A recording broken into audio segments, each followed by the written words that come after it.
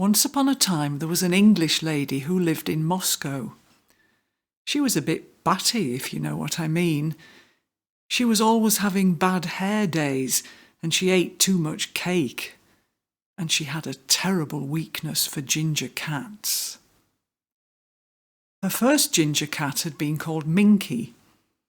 Well, he wasn't really ginger, more an apricot colour, if you know what I mean. As a kitten, he'd been awfully cute.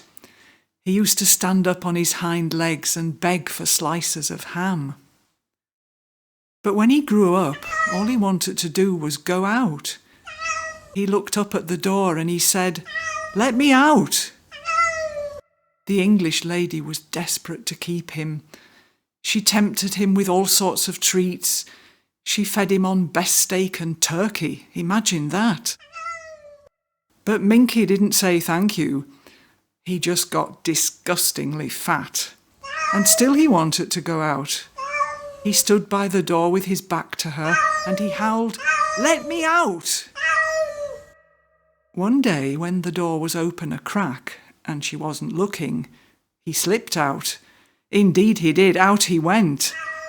The batty lady was very upset. She cried for a week. All the neighbours noticed. Next door there lived a cheerful young lad called Vova. "If you ask me," said Vova, "ginger cats are nothing but trouble." But his ginger cat had just had kittens, so he gave her one to make her feel better. The little chap was devilishly cute. The lady called the new kitten Scooter because he was always scooting about.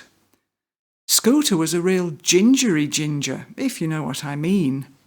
He climbed up the curtains and jumped out of boxers and made everybody laugh. But the most amazing thing was that Scooter loved water. When the lady took her bath, he walked round the edge, sniffing the scented steam. He put his paw into the warm bath water. Perhaps he was hoping to catch a fish. Because of this, the batty lady called Scooter her aquatic cat, and of course she was desperate to keep him.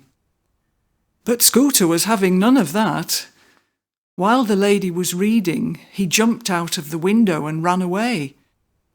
It was springtime, and he had ideas of his own. Now the batty lady was really upset. She cried for a fortnight. All the neighbours noticed. "I told you ginger cats were nothing but trouble," said Vova. Unfortunately, he didn't have another ginger kitten to give her. After 2 weeks, the English lady dried her eyes and decided to be brave. She would try to live without a cat from now on. She tidied up the kitchen, although she did keep her cat calendar. Life was not the same without a cat, you know what I mean. Then things got seriously bad. One night the lady couldn't sleep. She got out of bed to get a glass of water. In the kitchen she saw a rat, there, bold as brass, running across the floor from the cupboard to the fridge. She would have to do something about that. "Try poison," said the neighbour Tanya helpfully. "Or you could put broken glass on the floor and the rat will cut her little feet." Broken glass, thought the lady. She might be batty, but she wasn't bonkers. The only answer was to get another cat. It was at this moment that a little black kitten unexpectedly entered her life.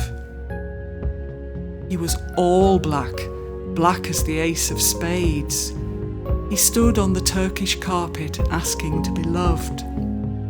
She called him Blackjack, or Jack for short, and she felt he would be lucky. When he was tiny, he was awfully cute.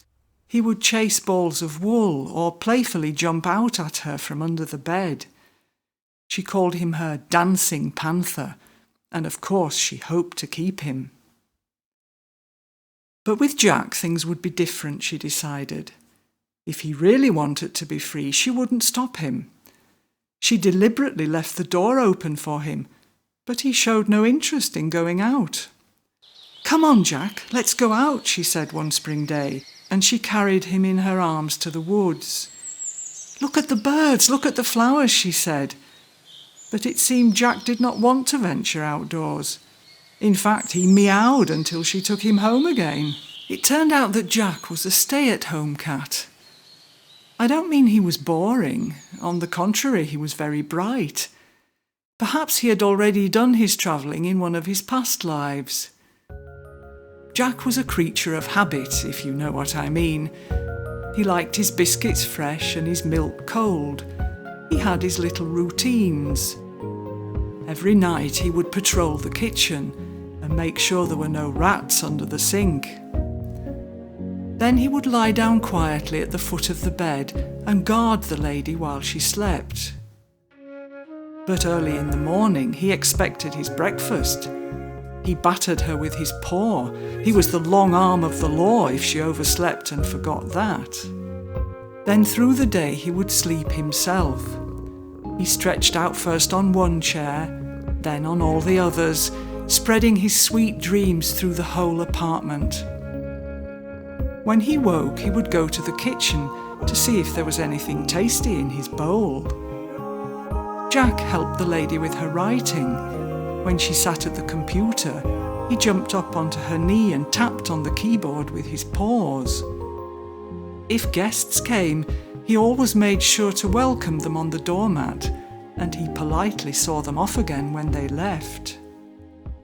Then he would police the bathroom, checking for rats, before disappearing into the dark wardrobe to listen to the radio that only cats can hear.